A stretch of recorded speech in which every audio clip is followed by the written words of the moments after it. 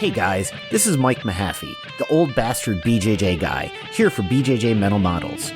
Back in my day, we had to walk uphill in the snow both ways to get to the academy just to learn some crappy technique from a random purple belt. You kids have it so easy because now you can just subscribe to BJJ Mental Models Premium and get tons of great audio courses to learn new techniques, enhance your mindset, and entertain yourself. You can even get personalized rolling reviews from some of your favorite BJJ Mental Models coaches, including me. It's like having your own seminar, you spoiled little whippersnappers. So what are you waiting for? Subscribe to BJJ Mental Models Premium right now, get off my lawn, and go train.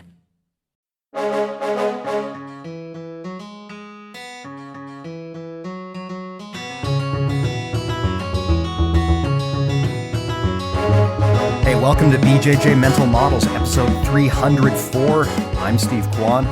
BJJ Mental Models is your guide to a conceptual and intelligent jiu-jitsu approach, and today I am here with a first-timer, someone that I have known in our community for quite some time. I'm not sure if people are going to know him by name, but they will probably recognize his brand and his website, Mr. Trey Hucks. Trey, sir, how is it going? It's great to connect. Awesome, Steve. Thanks for having me. A little nervous to be here, but also excited, so we'll see how it goes. Like I said, it's fine. We're going to do this ecologically. We're going to make it work as we go, right? The podcast will emerge organically. But jokes aside, why don't you give yourself a quick introduction and tell people where they may recognize you from? Yeah, my name is Trey, and people probably recognize me as the super annoying guy in Eco that says the pre-made games are actually useful.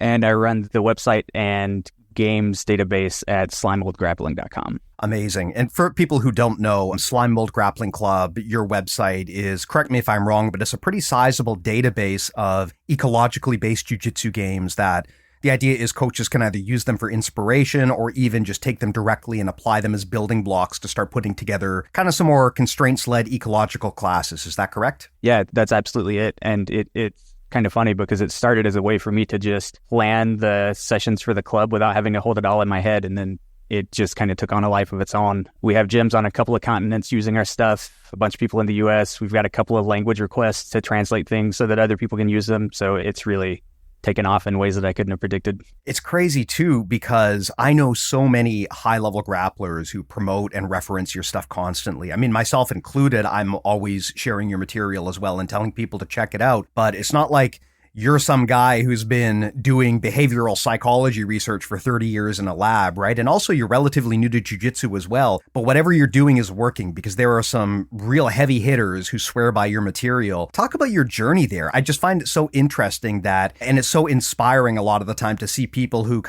they're just able to come in and make a big impact. It reminds me sort of Jake Luigi from Less Impressed, More Involved, who just has such a way of presenting information that even the best in the world seek him out sometimes to get his thoughts on things. Yeah, that's a huge compliment because I have a ton of respect for Jake. He's, if I had to pick the people who are why I decided to just jump in and go for it, it would be Jake and Scott Seafright. So I had a kid, actually, and that's what made me start reading about human behavior and behavioral psychology. And then shortly after that, I started jiu-jitsu, and I wanted to do more jiu-jitsu, and there wasn't really a way to go and just practice it like you would any other hobby. And so for a while I went back and forth, and I wasn't sure if I could do anything to help or create any meaningful, useful resources for the community or anything like that. And then I just decided to go for it. And ultimately that's why I fell into eco, right? Because it's the way that you can figure things out if you don't know. And so that led to me applying the things that I learned as a parent to jiu-jitsu, and that just kind of led to where we are now. That's awesome. You know, it's a great story too, because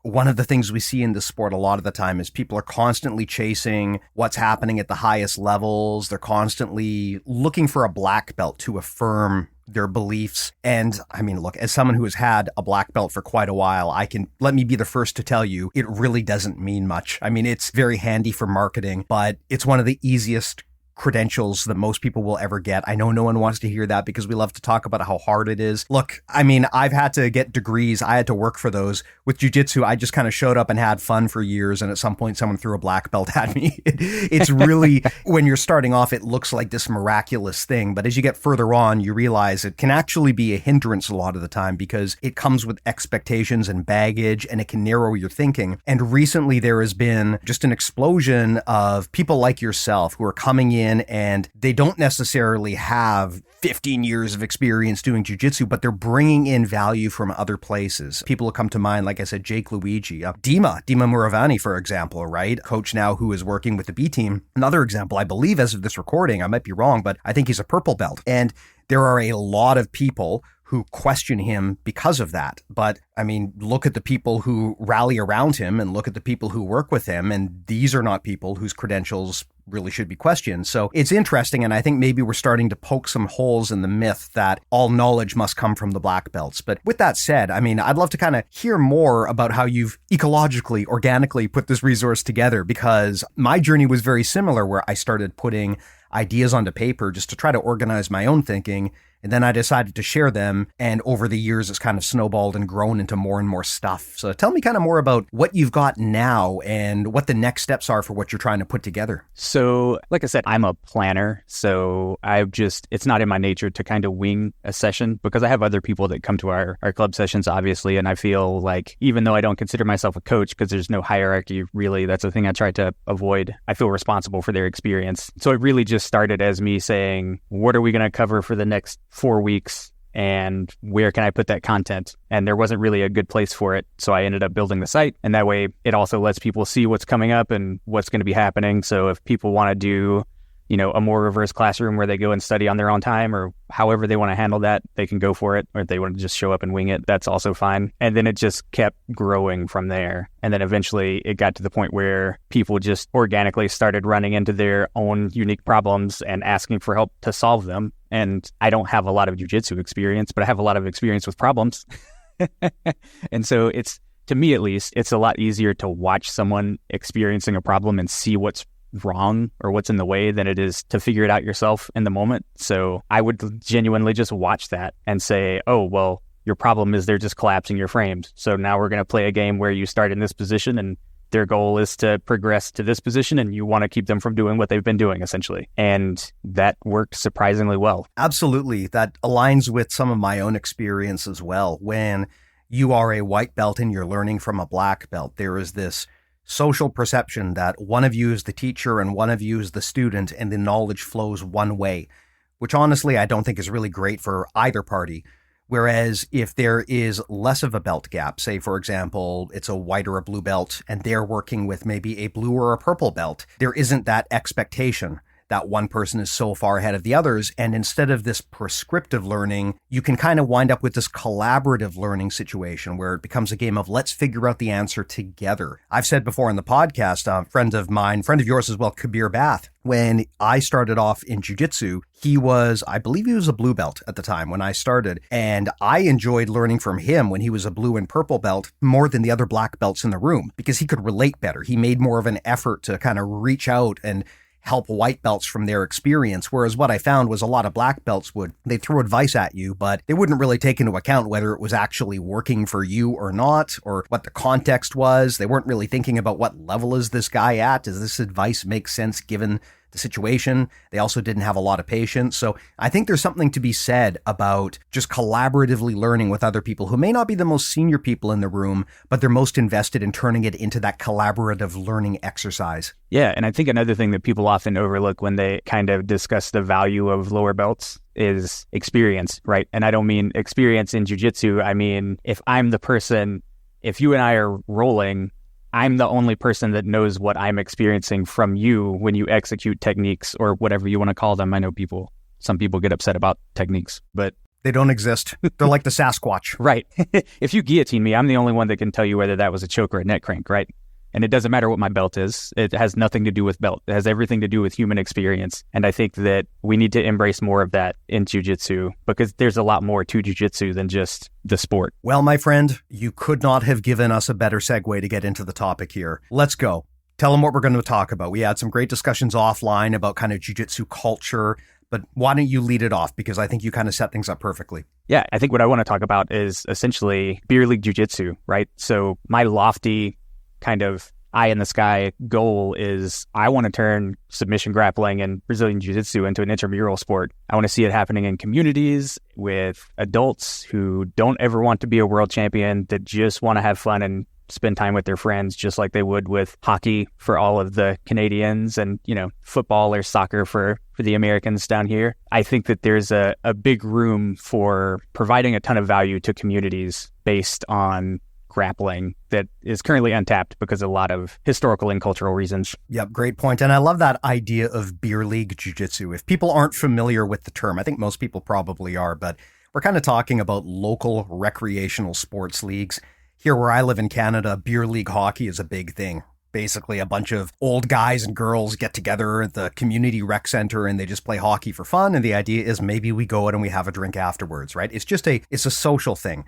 It's not necessarily about how do we all get to the highest levels and get into the NHL and win the Stanley Cup. It's more about how do we use hockey as a way to get fit, have fun, meet people, socialize, blow off some steam, that kind of thing. It is loving the game for the game's sake. Whereas in jiu-jitsu, I don't know exactly why this is. Maybe it's just because of the people who have built the sport up to where it is today, but we don't have that. There is very much this obsession with turning jiu-jitsu into a pipeline to get people onto the podium. And I think when you do that, you run the risk of, first of all, alienating a lot of people, but also I think you run the risk of denying many people the true joy of jiu-jitsu, which is the game itself. I think that is something that we don't really see much of. And I love this idea of having a beer league jiu-jitsu approach where we're not necessarily trying to get people onto the podium, but we're using jiu-jitsu for human connection and community building. Yeah, absolutely. And I think another thing that happens is, I don't know, for some reason, I see a lot of hyping up the difficulty of the sport. And I don't mean this as an insult to jiu-jitsu, but if jiu-jitsu is one of the hardest things you've ever done, then you've been pretty lucky in life. I understand that if you want to perform at, a world champion level, it's going to be extremely difficult. But there are people that have way more difficult things to deal with, like how they're going to pay their bills or feed their kids or, that kind of stuff. And jiu-jitsu doesn't hold a match to that. So when people say things like, BJJ is not for everyone, you have to be super tough because it's really hard, I just don't think that does the sport any favors either. Yeah, I think back to Kabir Bath, something that he said, I think on one of our premium episodes, we were talking about this in the manufactured challenge of jiu-jitsu, and Kabir said something to the fact of, you guys are talking about how hard this is and this warrior lifestyle you live and how tough you are. You wouldn't even call your mom. Like really, I think that maybe you've got your priorities a bit mixed up if you think that jiu-jitsu is going to be the hardest thing you've ever done. In the moment, it's tiring. I agree. It can be intimidating for sure, but it's not the hardest thing that I've ever done, not even close. Again, it's easy. And that's actually not a bad thing. To me, that's one of the things about jiu-jitsu that is so beautiful. Its ability to take people who really aren't fighters or aggressive or violent by any means and give them a really effective toolkit to make them effective. That's the cool thing about it. I mean, if jiu-jitsu only worked if you're already a trained killer, I don't think it's a great martial art, but the fact that you can just take a bunch of random people off the street, and if they train long enough, even casually, they'll get extremely good at defending themselves. That, to me, is the best thing about jiu-jitsu, and I think we should lean into that more. Yeah, I agree. And I use the term recreational burden. So it's difficult, but it's something that you have complete control over. Yeah, that's a great point, right? I mean, if you think jiu-jitsu is difficult, try, like you said, feeding a family with one salary, or try finding out one day that you've lost your job or your house or something like that. Jiu-jitsu really isn't that difficult at the end of the day. And sometimes I think by painting it as such, we maybe scare people off. A lot of the really great gyms that I've been at in terms of the culture that they have, one of the things that I've observed is the culture is not about how tough it is. The culture is often about how fun it is, how inclusive it is. And you look in the room and there's a lot of regular people in the room. To me, if you look in a room and it basically looks like an ADCC comp team, that's a little bit questionable, in terms of what you're dealing with. Because look, I know that odds are most of the people in that room are not ADCC level competitors. So there's kind of a degree of cosplay and reinforcement going on where they're trying to make themselves feel that way. And I think that, again, if you're building a jiu-jitsu gym, restricting your customer base to only those people is probably suboptimal unless you really know what you're doing and you're trying to be completely competition focused. But I think for most people, having that idea of, hey, this is a beer league activity, this is something that grown-ups do for fun, it makes it sound less scary. And I think it makes it easier for people to try this thing out for the first time. Yeah, absolutely. It's like everything else, right? I want it to be a place where people go for joy and solace from, the woes of everyday life, not somewhere where they come to just struggle differently, right? And that's another thing that I've seen a lot of people do. Even in my extremely short time in jiu-jitsu, I've played other sports, and people often start because it's fun, and then they get lost in trying to be the next level. I need to reach blue belt and purple belt, or whatever sport it is, and they lose sight of the joy, and eventually they quit because they never started to be good. They started to have fun, and because it made them feel good. Yeah, there is very much this competition pipeline in jiu-jitsu where it really feels like for many coaches, their number one goal is to get people onto the podium and then to get them onto progressively bigger and more important podiums. And I completely understand that for the people out there who are interested in competition. But I would guess that the vast majority, probably close to 100% of people who start jiu-jitsu, they did not start with the intent of one day being ADCC or IBJJF world champion. They probably don't even know what those things are. That's something that gets brought in later. And although I think it's great that people pursue that, I think also this creates this weird expectation where you got to be competing, you got to be going out there and giving it your all and taking risks, and you got to be doing everything at the highest levels. And that in itself is going to alienate a lot of people because that is not everyone's goal. Most people who get into jiu-jitsu just want to defend themselves, right? Or maybe they just want to get in shape. And it is a path to misery sometimes to set this expectation that everyone in your room has to be grappling at a world-class level. I see that sometimes, and I think that, when people beat themselves up about, I'm just not good enough at this, I always encourage them to think like, look, you're a 50-year-old casual grappler white belt who's doing this for fun. You're comparing yourself to a 20-year-old roided up pro athlete who's made the decision that they want to do jiu-jitsu competitively for a job, and they probably train 6 hours a day, right? Like that is the benchmark you're comparing yourself to, and it's just not fair. You don't see this in a lot of other sports. I mean, if I'm playing beer league hockey, no one ever walks into the arena and says, look at these fucking losers wasting their time. They're never going to make it to the NHL. They're never going to win the Stanley Cup. What a waste of time. Let's belittle all of these people. You don't see that. It's accepted that the sport can be done for its own sake. It has its own value, and sometimes just pursuing that value is a good enough reason to do it.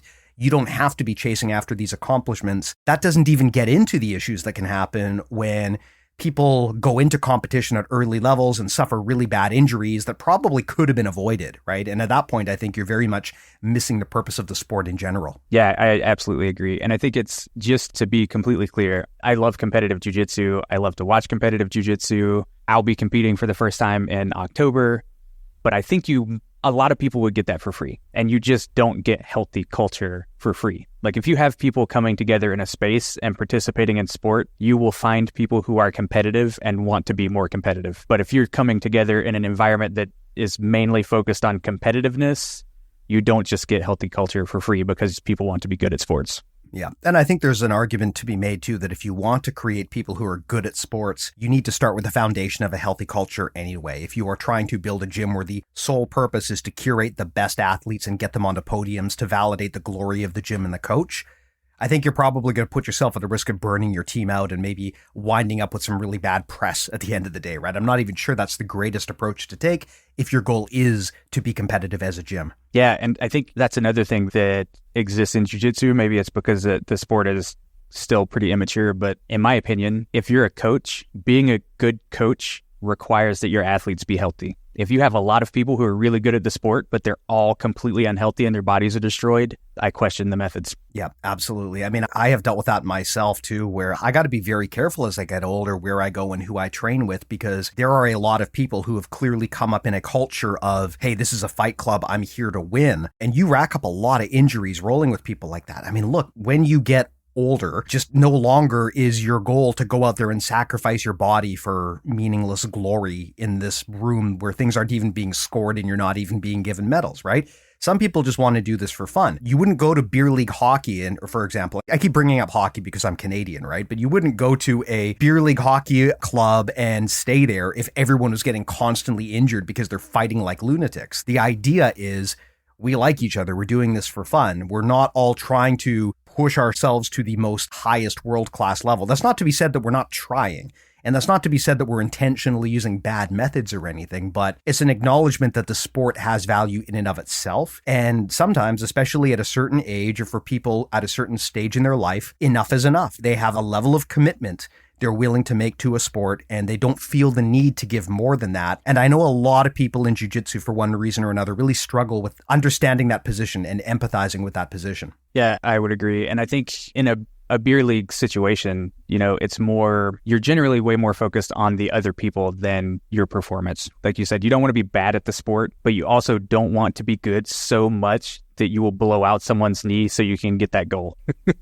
That just goes off the table because everyone knows that it's not that level of play, so it's not that valuable. Yeah, it's interesting. I actually had a similar experience recently. I got a bad injury precisely because of this, because I was rolling recreationally for fun and the other person just snapped on a damage submission. And I think many people go through this experience in jiu-jitsu where they come in for fun and then they get stuck against some other person who is playing under a different rule set for a different purpose. And that lack of empathy is something that bothers me in jiu-jitsu. You will see this a lot. I mean, I go onto Reddit or even Instagram, right, and look at the comments from the young white and blue belts. And oftentimes when you hear these horror stories about someone getting injured in competition, someone will say something like, well, he should have tapped, he assumed the risks, he signed the waiver. It's like, look, guys, this was a local regional jiu-jitsu tournament for 40 plus casual grapplers in a high school gymnasium. This was not the world championships of ADCC. These people did not sign up to have their knees shredded. They probably signed up because their team put pressure on them to make them think that they had to do this and that it was the only path forward and that it was their expectation.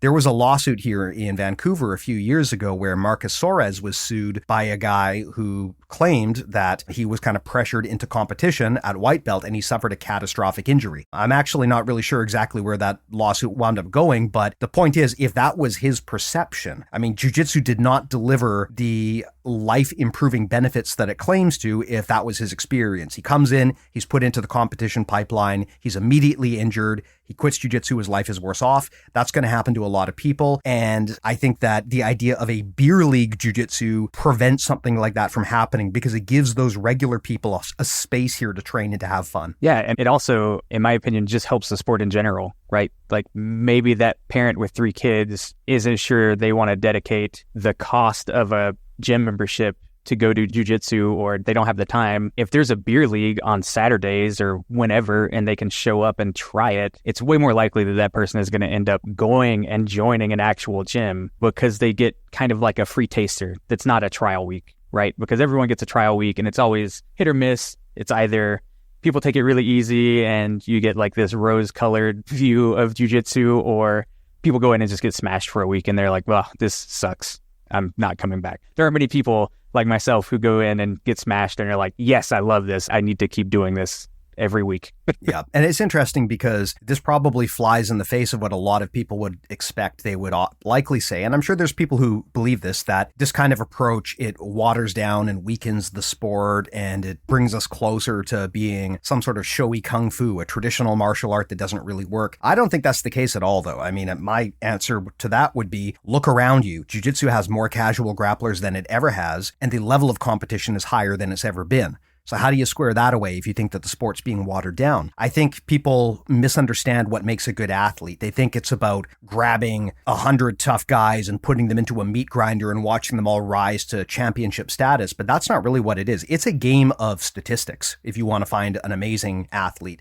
Some people are just great athletes. They're in the right space at the right time, and they are able to achieve great things. And the way that you find those people and create those legendary figures is by getting as many people into the pipeline as possible. If only 1 in 10,000 people has the talent and the position and the circumstance to become that amazing athlete, well, you better get tens of thousands of people into the pipeline if you want to see a few people like that. So again, I think all of this is to say that beer league jiu-jitsu makes things more inclusive, makes things more open, and I think it's better for all aspects of the sport, including high-level competition. Yeah, and actually, touching on inclusivity, that's one of the big benefits of my site and kind of some of the work that we've done behind the scenes that I don't really talk about much because I don't want it to be a braggadocious thing, but for people who aren't comfortable going into gyms where they live, right now, there's not really a way for them to practice jiu-jitsu. And there are a lot of good reasons for people to be uncomfortable in some of the environments that jiu-jitsu creates. I don't really feel the need to touch on all of that, but in the beer league paradigm, it doesn't matter, right? Like get your 5 or 10 friends together, spend a couple $100 on some rollout mats and take them to a park and do jiu-jitsu together. Anyone can do that. It makes it way more inclusive and allows people to create their own safe space to practice the sport. And to me, that's really important because community is kind of the heart of what I want to do and what I think beer league jiu-jitsu has to offer the world. And so that's kind of the reality that I want to create. Well, let's talk then about what we can learn from the beer league sports. I think of soccer, for example. Soccer, the most popular sport in the world, probably a good part of the reason why is because all you need to play soccer is some friends and a ball. It's very, very low effort to get into that. Putting aside how expensive gis are, and of course that could be worked around because no gi is a thing, it's theoretically possible that you could also have a very accessible version of jiu-jitsu that, as you said, people can just go and do beer league jiu-jitsu. But there is this expectation that you've got to go to a gym and you've got to be under a black belt. And I think that kind of makes it hard for people to accept this idea of just rolling recreationally with friends, even though that was essential to the growth of jiu-jitsu in the first place, the fact that people were doing this in their garages. But I'm going to turn this over to you here. I mean, tell me what works in the beer league sports that they do that you wish we could bring into jiu-jitsu as well to make it more open and accessible to people who are doing this recreationally. I think a lot of it is having to move away from the kind of cultural paradigm that you mentioned where there's this figurehead that you have to accept knowledge from because they're the only way to gain it. You don't really see that in soccer, right? People at beer league soccer don't say, well, I could never possibly improve at soccer without a coach, so I'm just not going to do it. Yeah, that's a good point. And of course, then we get into the whole levels of coaching. The thing about jiu-jitsu that is so interesting compared to other sports is we all wear our rank around our waist. And that, I think in a lot of ways, that has its detriments when it comes to the relationship between the athlete and the coach. Yeah, I absolutely think so. And our club is exclusively no-gi. And part of that is because I, one, prefer no-gi and I manage things. So, but two, it's like I mentioned before, I'm really trying to avoid any sort of like power structure or hierarchy where someone feels like another person has authority or their opinion means more or anything like that. So yeah, I think that the belt thing is kind of a double-edged sword. I mean, on one hand, it is kind of nice to be able to just quickly eyeball people in the room and know what you're getting into. If I'm rolling with a gigantic day one white belt, I kind of want to know that in advance. Whereas if this gigantic person is a 10-year black belt, then I have a very different perspective on that. Sometimes the belt system might actually work to our detriment because we do assume that, well, we can only learn from people who have a better color on their belt. And similarly, when you get to the point where you are a black belt, especially when people are paying you for your expertise, it's hard sometimes to admit that, like, look, this blue belt in the room probably knows more than me. People don't want to admit that, but that's a natural part of the journey of athletics, or really of anything. As you get older and a new generation rises up, you're going to want them to supersede you, right? I mean, if you're 40 or 50 and you're still tapping everyone in the room and no one has a chance against you, I don't know if that's great in terms of what that says about you as a coach. Yeah, and I think another thing that most of the beer league sports have is there's, as far as positional play goes, there's a pretty clear, I don't want to be running up and down the field in soccer, so I'm not going to play midfield. I'm going to be keeper or a defender or, something like that. And to use American football as an example, like the quarterback would never go and lecture the kicker about how they're doing their job, because even if they have more time in sport, they recognize that those skills are different and they have specialized in something that means their knowledge is deeper. So they're an authority. Yeah, there is this expectation in jiu-jitsu that at a certain rank, you're just supposed to know everything. But I often find that the longer I train, the less I know, the more I am trying to simplify things and strip away unessential things and try to focus on, okay, what are the bare minimum things that I can keep in my head at one time so I can make better decisions, not be surprised. This is something that I know a lot of coaches talk about. Nick Perler has talked about this, the wrestling coach, about how you should make your wrestling smaller. Josh Waitskin talks about making smaller circles, shrinking your game down to the essential, and then building back up from there. And I think there's a strong argument to be made that, if we do that, much like how someone seeking a PhD is going to narrow their field of study and they're going to carve off their niche, in jiu-jitsu, I think we all wind up doing that. I'm not sure there's anyone who's so good at jiu-jitsu that they really know everything, where you could just go to them as the font of wisdom. I think that having a room full of specialists and domain experts is much better and probably more in line with what you're talking about structurally. Yeah, absolutely. And it's the freedom to explore, right? So you don't have someone else saying, hey, you should do this thing. It's more about you going out and exploring things and saying, this thing feels good and I enjoy it more, so that's what I'm going to do. And those two things aren't always the same. The things that you're really good at aren't necessarily the things that you enjoy doing, right? And in beer league sports, everyone always prioritizes the things that feel good.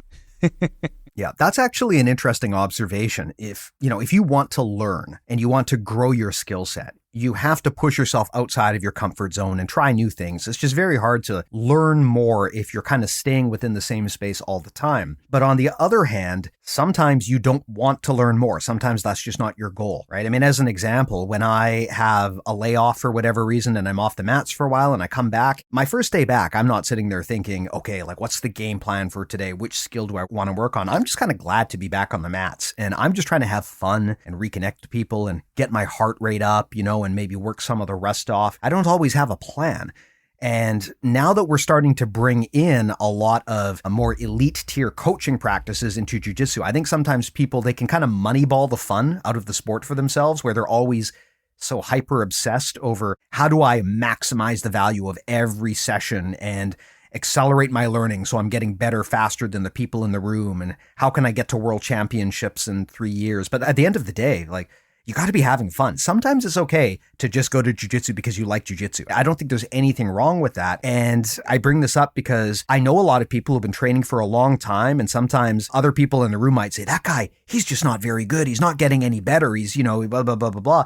And my thought is always like, look, if he's having fun, I don't give a shit if he's getting better. That's up to him. If he just wants to come in here and do beer league jiu-jitsu, it isn't my place to tell him that he's not at a high enough level to train at the local gym here in this podunk city that I live in. Well, the other thing that I believe is that a lot of people do make the argument that, if we create beer league jiu-jitsu, it's going to water down the sport or whatever. And my counter to that is joy is a really powerful intrinsic motivator. If someone enjoys the sport, long-term, they're probably going to end up being much better than they would have if they were just focusing on trying to be better all the time and being the best in the world, right? Like if you take someone off the street and you give them something to do that they enjoy, they're going to stick with it for so much longer. And I really think that's a big reason that we have such a giant attrition rate for white and blue belts, right? It's the joy gets sucked out of the sport, so they just stop. Yeah, something we've talked about before with many coaches is how it's important to onboard people at a level that's comfortable to them. If you take someone who's never done jiu-jitsu before, they don't know anything about it, and you throw them in a grueling class where they get their ass kicked over and over again, I mean, you're just putting obstacles to them training. And people will sometimes think that I don't want to water down the sport. I need to keep it true to its roots, and I want to make sure that people understand that this is a fight sport. Okay, that's cool, but we'll get there. People don't come in on day one as world championship jiu-jitsu killers. It takes a while to get there. You've got to get their buy-in first. You've got to show them that this sport is something that they can do, that this sport is something that they enjoy doing, and that you and your team are the right people to put that sport in front of that person. And if you're just beating the crap out of people on day one, I mean, yeah, you might be showing them how effective the art is, but you're also probably closing the door to a lot of these people's journeys in jiu-jitsu. They're probably not going to come back. I've said many times in this podcast, the fact that people in jiu-jitsu brag about the attrition rate like it's a good thing because it makes us feel tough that 90+% of people quit. That's crazy to me. I mean, we should want people to get in the door. In any other business, you would never brag about having an attrition rate of over 90% in your customers. It just doesn't make any sense. That's a coaching problem. It's not about whether the sport is watered down. That's just an excuse that I think coaches are using to justify their failures. Yeah, I think so. And those people who do come in the door on day one that are,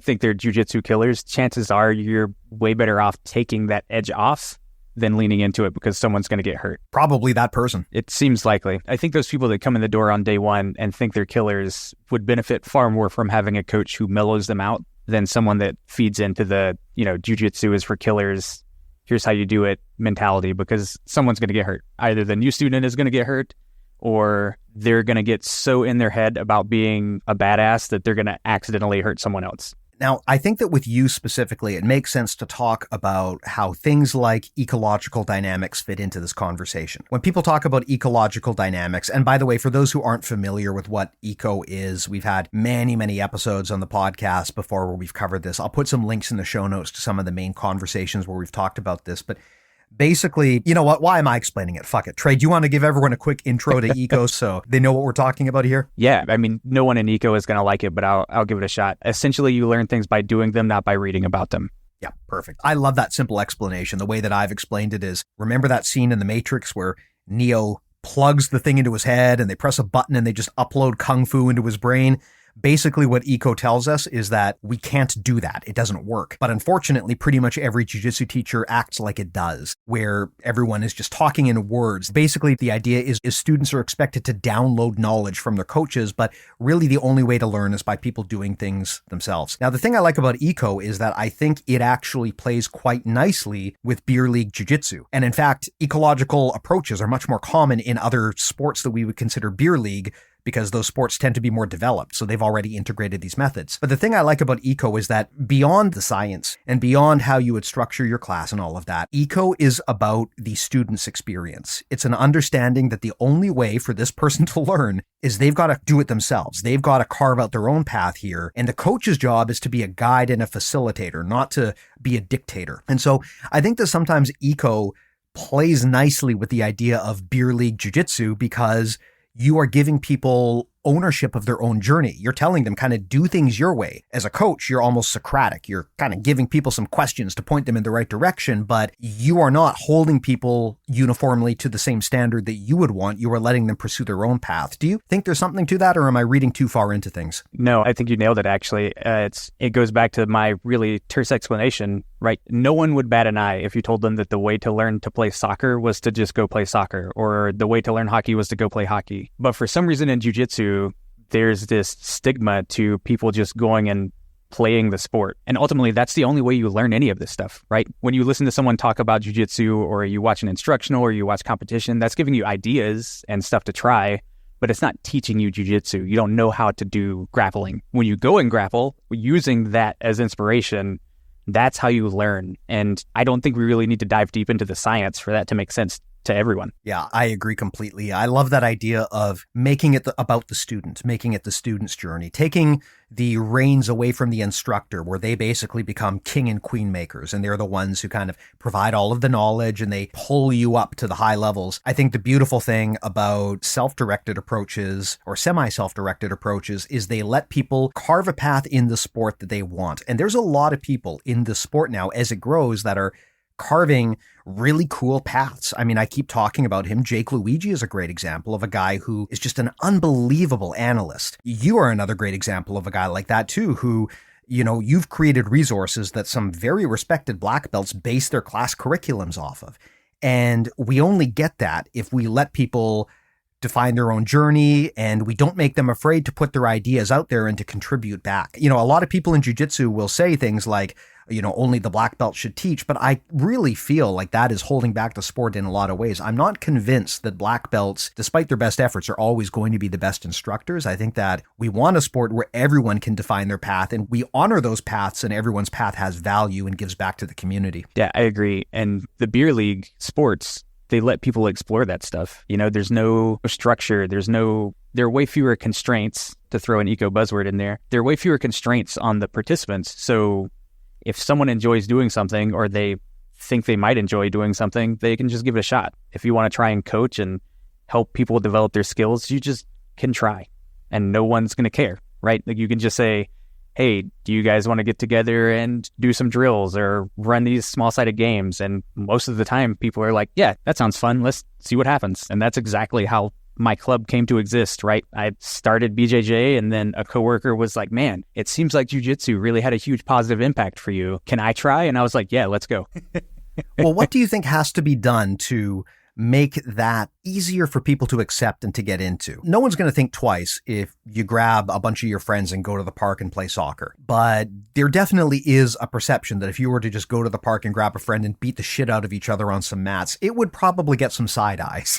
And I wonder, is there anything that we can do as a community to help normalize this? Or is it really just a matter of getting out there and doing it until it becomes normalized? Yeah, I really just think it's getting out there and doing it. I mean, there's a pretty clear difference between jiu-jitsu on some mats in a park and a street fight. That's not to say that there won't be some overzealous people who think that something terrible is happening, but people stop and watch beer league soccer all the time, and people just keep playing. Yeah, that's actually a great point, right? I mean, if you assemble enough people to do a sport, you can often bring in spectators as well, and that's kind of part of how this grows, right? You just turn it into a normal human activity. And jiu-jitsu, it is still something that you don't see a lot of people do do that. However, I will say here where I live, I've seen coaches do that for things like community days. They'll just, if there's like a community fair or something, they'll just grab some mats and set up and just roll. And if anyone comes by and is interested, I mean, some people will have a passing familiarity with what's going on if they've seen combat sports before, and other people might see this and they might be curious. And then, as soon as they realize that it's not a street fight, they might watch and they might ask questions. And that's how you win people over and how you normalize things. So I think that is an underutilized approach to jiu-jitsu marketing. I've always thought if I were running a jiu-jitsu gym, I would be tempted to do that, to just have kind of like an outdoor space where we go every weekend so people can see us do our thing. A lot of gyms like Bellingham BJJ, Jeff Shaw's gym, they focus on having a big, wide open space with big windows so everyone who walks by can see what's going on, and it's not happening in some locked up room with the windows boarded up. Yeah, I was actually just about to bring up Bellingham BJJ because they're also planning the giant outdoor event, right? And that's a thing that's what will make this happen, is we need to get the sport into the community. And there are a lot of different ways to do that, but I don't think that there's a right or a wrong way. You just have to take it out there, right? I mean, it's how everything else works. We just have to put ourselves out there and see what happens. You're a pretty well-connected guy. Who have you seen in the space? I mean, we just talked about Bellingham BJJ, but are there any other gyms or coaches you've seen where you think they're really leading the way on bringing jiu-jitsu to the broader community? I really honestly think that Kabir is on the cutting edge of that, not necessarily because he's out doing outdoor events and that kind of stuff, just because he has a very clear idea of the paths that his athletes can develop along, and it's not just competition, right? I mean, if I'm remembering correctly, Kabir started coaching when he was a white belt, and he's furthering that legacy and letting people and encouraging people to do that at his gym. And to me, that's going to go a really long way in expanding the sport, because it undercuts the idea that all of this is so difficult that you couldn't possibly do it if you're not a purple or brown or black or whatever belt you want to pick, right? And that's another way that I think we can expand access to the sport, is by just not telling people that they can't do it unless they're X, Y, or Z thing. Yeah, exactly. I mean, if someone puts an idea out there and it's no good or it has holes in it, like, look, there's a lot of people out there who are willing to shoot your bad ideas down. You don't need to worry about those bad ideas going unchecked. But what I do get concerned about is people being afraid to share their ideas because they worry they're going to get judged or ignored based on the belt around their waist before anyone even looks at the merit of what they're saying. Something that Preet Mikkelsen has talked about is, he's realized, like, look, he's just a dumb jiu-jitsu guy, and he was teaching rooms full of people who, while they may technically be white belts, they're all PhDs and engineers and teachers, and why not learn from them?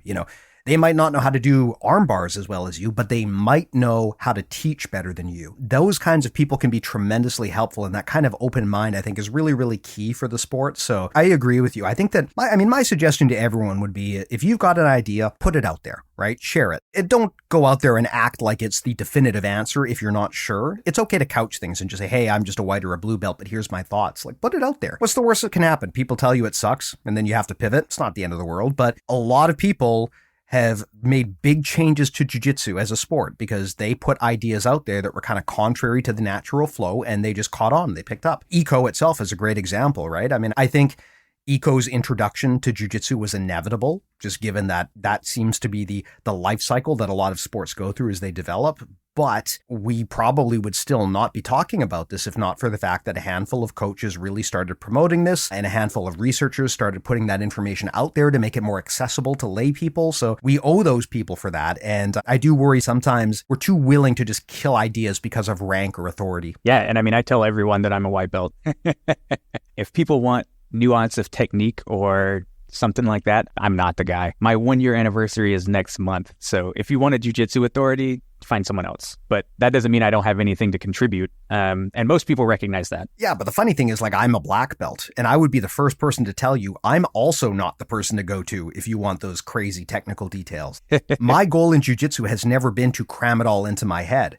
My goal in jiu-jitsu has always been to time box and to say, I'm willing to put this much time into this hobby that I love. And within that time, I want to get as much value as I can out of it. I want to learn as much, but I also don't want to be training 6 to 8 hours a day. It's something I want to do for fun. And that's that. And there's a lot of stuff in jiu-jitsu that I don't know. And I know that this is the case with many other black belts. So there's very much this feeling of imposter syndrome with a lot of brown and black belts because they feel like they're supposed to know everything, but they just don't. We all have gigantic blind spots, and accepting that is okay. Again, just like we shouldn't be overly critical of new people, I think also we need to understand that the people at the end of the belt line, those people don't necessarily know everything either. And that's totally fine. That's part of what it means to try to get better, is to accept you don't know everything. Yeah, and I can't speak to jiu-jitsu, but I've seen this happen in a lot of other places, recreational sports and professionally, where people of a certain experience level lose the joy in what they're doing because now everyone expects them to know everything. So they stop doing all of the fun exploratory stuff that they've enjoyed for 10 years. And then suddenly they're wondering why jiu-jitsu or soccer or whatever just doesn't have the fire that it used to. And it's because they let it die, because expectation killed it, essentially. And I think it's really hard to fight against that. And it's another thing that with this wave of eco kind of advocates, that never goes away, right? Because the whole point of eco is exploration and doing things. Yeah. Well, let's talk about this. Let's pivot over to your work here. The great thing that I keep hearing about your database is that it's just a really great tool for knowing what to do and where to get started when we're talking about things like modern coaching practices. I mean, it's so easy to go down a rabbit hole where you're spending hours and hours of your time trying to research, what does the science say? And sometimes people just want to know, give me an example. Let's pull our head out of the clouds. Just give me something I can do so that I can see this in action. And you've got a really cool database of games that people can just integrate into their gyms. Why don't you talk a little bit about that, about what's there, what kind of problem it solves, and what people should expect if they start using your material? Yeah, so one of the big problems that I ran into when I started kind of down this road was the learning curve was impossibly steep. I mean, I've read a ton of research and put way more time than most people have access to into figuring this stuff out. And so one of the goals was to remove that barrier for other people, because I think that's kind of one of the responsibilities of society, right? Ideally, we want to reduce the burdens for the generation that comes after us. And so I read a bunch of stuff, and I had a pretty good grasp of ecological psychology just from the parenting behavioral side of things. But I really struggled to apply all of that to jiu-jitsu. And at some point, I had the revelation that if you ultimately learn things by doing them, then I just need to start doing this, whether it's coaching or grappling or whatever. You just have to start doing it. And so I wanted to come up with a way that other people could just start doing things. And we honestly started off as essentially a website reposting games from Greg Souders.